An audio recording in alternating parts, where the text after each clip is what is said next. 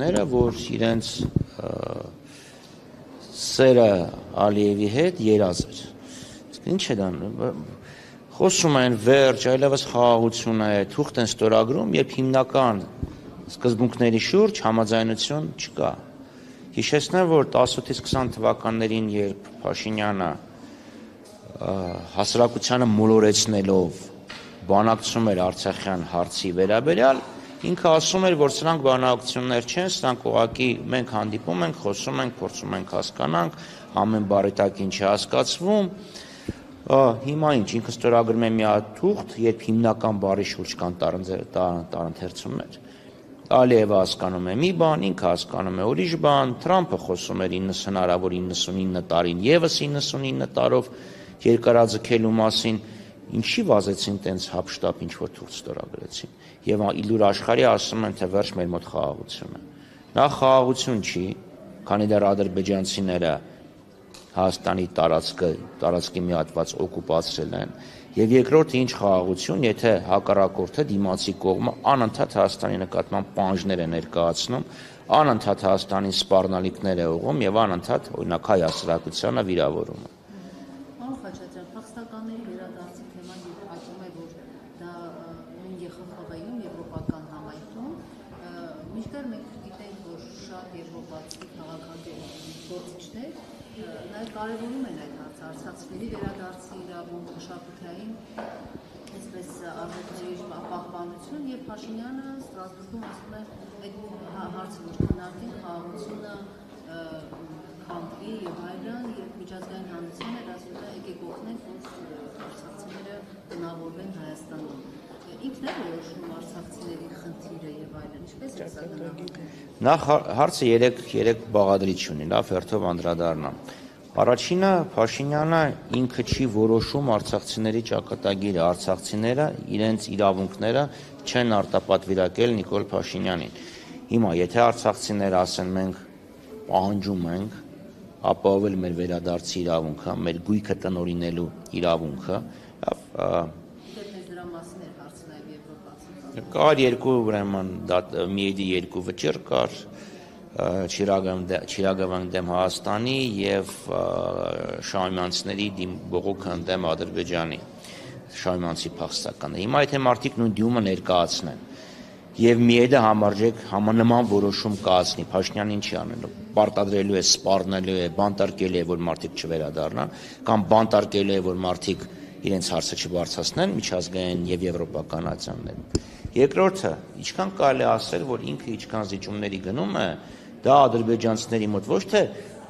պատասխան զիջումներ է բերում ադրբեջանցիների կողմից, այլ ընդհակառակը ադրբեջանցիները ել ավելի ագրեսիվ են դառնում։ Ինքը հրաժարվում է խոսել, բարձրացնել արցախցիների վերադարձի իրավունքի հարցը։ Ես չեմ խոսում քաղաքական իրավունքների, մասնավորապես սեփական քաղաքական ճակատագիրը տնօրինելու իրավունքի մասին, ընդհանրապես խոսում եմ վերադարձի իրավունքի մասին։ Բայց մենք չենք տեսնում, որ ադրբեջանցիներն ասեն դե լավ է, դեպքում մենք էլ այսպես կոչված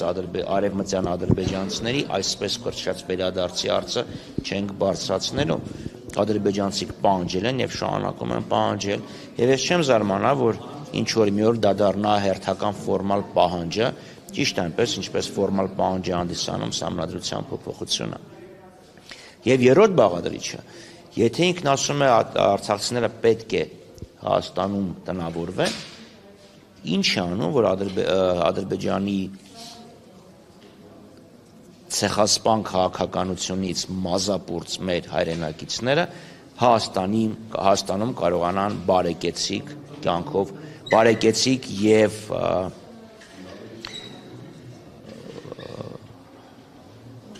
արժանապատիվ կյանքով ապրեն, որ իրանց իրավունքները այստեղ պահպանվեն։ Արցախցիները դժգոհում են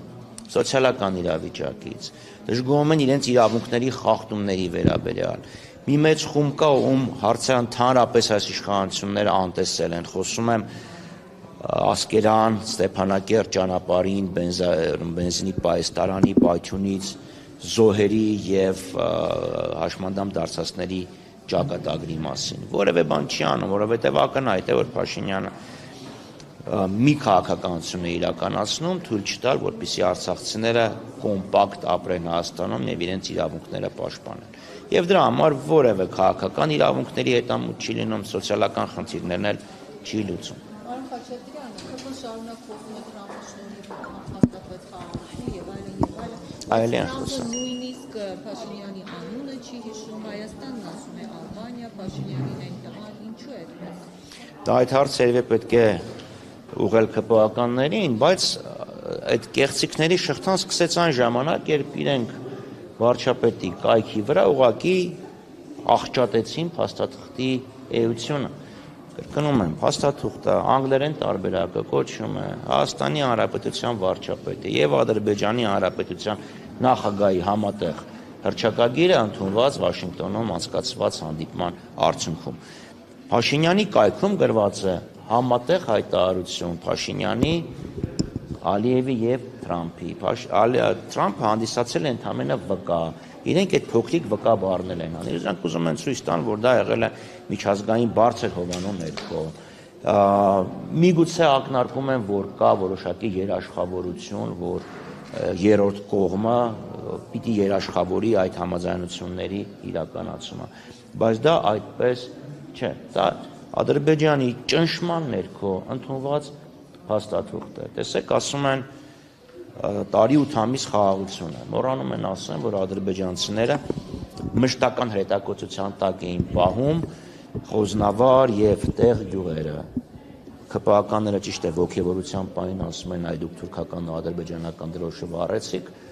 ապրիլի 24-ին։ Դրա համար են հրետակոծում, բայց այդ հրետագնդակոծումները կային